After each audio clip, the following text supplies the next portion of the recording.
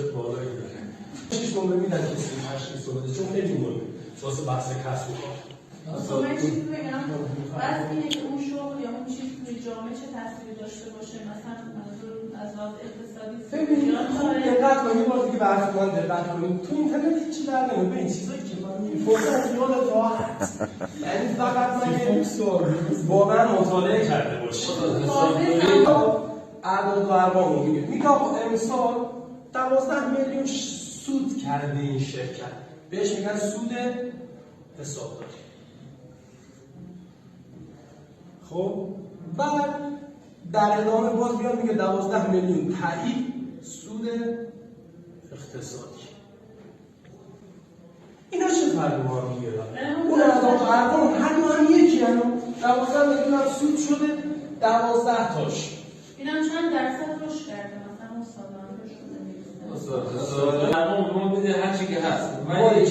اقتصادی به ما میگه به صرفه بوده یا نبوده. یعنی اون چیز اقتصادی رو داشته به جایی کردن اگه به حرف آقا دقت می‌کردید داره بیرامد خیلی چیزا دستتون میومد.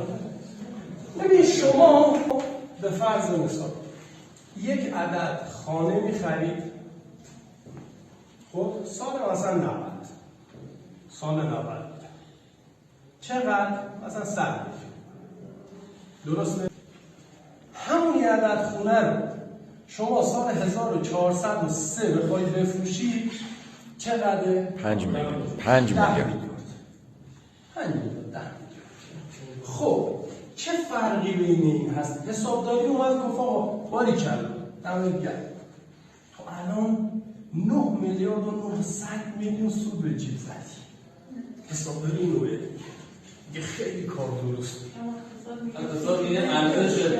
خب اقتصاد میاد میگه آیا شما این یک عدد خانه رو که خریدی تو محل X میلیارد آیا 2 عدد خانه برای شما در محله X میکنن؟